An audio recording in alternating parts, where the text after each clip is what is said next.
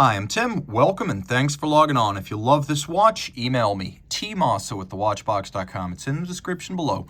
Your purchase and pricing email question line for buying this or any watch on any of our platforms. Please reach out to me directly. Email tmosso@thewatchbox.com.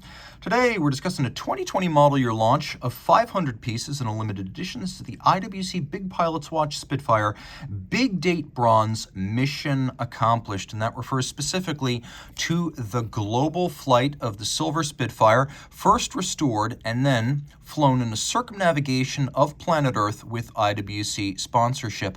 More on that in a moment. Let's talk about dimensions. This is a large watch. It's from the Big Pilots family that debuted in 2002, and it is distantly inspired by the World War II Luftwaffe BR observation watch worn by pilots. Fortunately, as big as this is, it's a lot smaller than the original, which was 55. 46.2 millimeters in diameter feels like a mid-size compared to that. It's not thick, not for what it is, at 15.3 millimeters thick, but it is broad, 56.8 millimeters lug-to-lug with a 22 millimeter spacing between the lugs. Now I'm going to throw it on my wrist. My wrist is 16 centimeters in circumference, and it's just flat out too big for me. Now, could I wear it? Would it sit? Would it fit? Sort of.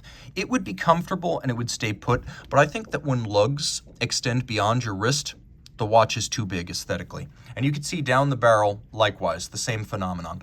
Now, it's not super thick. Sub 16 for a watch with everything going on in here is actually respectable. And with a stepped case flank, provided your wrist is big enough, your cuff will also be big enough to flip over the side of this. Definitely a jacket cuff, maybe even a dress shirt sleeve. Again, if you're a big man and you've already got that big cuff, it might surmount this case.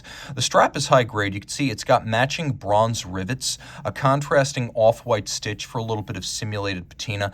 It's reddish brown. It's a very thick cut of aviation style calfskin, and you can see the sheer cut and profile shows you the layers of leather. It's massive and long lasting.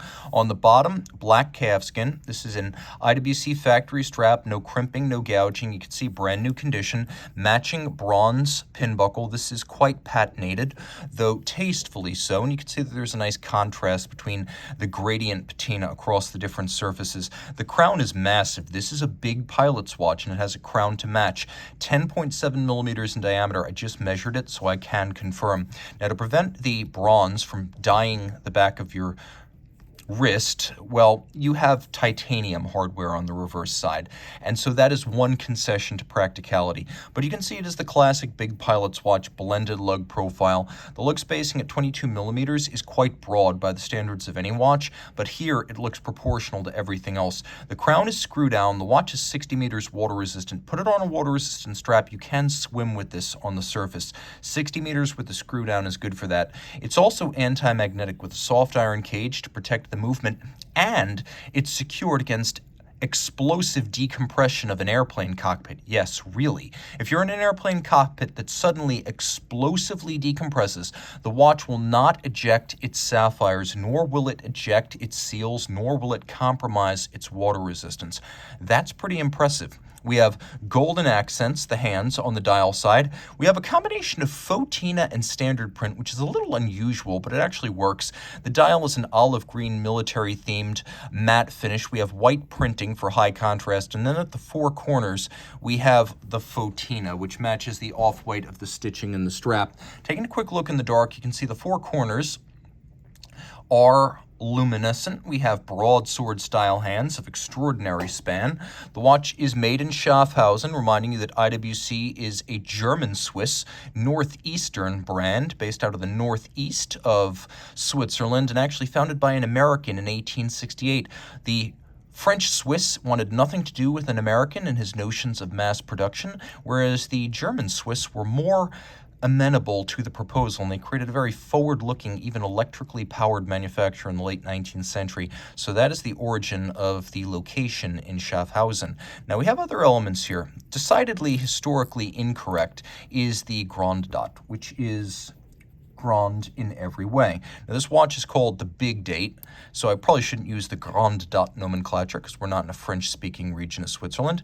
We do have flush discs, which is how every Big Date watch should be made in this day and age. Flush is the new standard for this kind of system. Superimposed just looks cheap. So you have a quick set system, and then there's also hacking or stop seconds, so you can stop the second subdial which sits in its own little sunken register. You can set this watch against a reference time.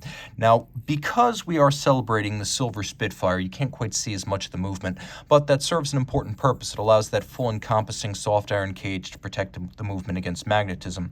Unlike most big pilot's watches, though notably very similar to the original from the 40s, this is a manual wind movement. It's based on the 50,000 series. Now with a twin barrel and a 4 Hz beat rate, they've finally slain the dragon of inconsistent running rates with these big multi-day IWC calibers. So with an 8-day manual wind power reserve and a power reserve indicator, thanks to the twin barrels, we have a flatter torque release so it doesn't gallop and gain time when fully wound. It doesn't start losing a lot of time after a couple of days. So this is IWC manufactured caliber 59235, twin barrels, automatic winding, manual wind notably. It's 4 Hz. Previously, these 50,000 and prior 5,000 series movements were either 3 Hz or 2.5 Hz. Pivots on 30 joules. It has a free-sprung balance for shock tolerance adjusted in 5 positions, which is the high horology and chronometer standard. It has a free-sprung balance for shock resistance. Remember, not just 5-position adjusted, but free-sprung, and it has an overcoil hairspring shaped by hand, so in any position, the centered mass of that hairspring means the watch is going to keep very regular time, and the diameter of this movement, a little bit over 37 millimeters, means it is a proper fit even for a huge caseback. Now about that silver Spitfire, the Supermarine Spitfire was the most glamorous British fighter plane of World War II. You might argue that the Hawker Hurricane was more important during the Battle of Britain, but the Spitfire, with its elliptical wings and Merlin engine, captured the imagination. Well, IWC paid for the restoration of a full polished silver bare aluminum Supermarine Spitfire, and then it embarked on a 27,000-mile circumnavigation of planet Earth. This is the mission accomplished watch that was coined at the conclusion of that flight. So that's why we have the silver Spitfire on the back, the longest flight ever, cumulatively, in legs, by a Supermarine Spitfire. If you love this 8-day power reserve, big pilot's watch, big date, reach out to me, Team Mosso at thewatchbox.com for purchase and pricing details.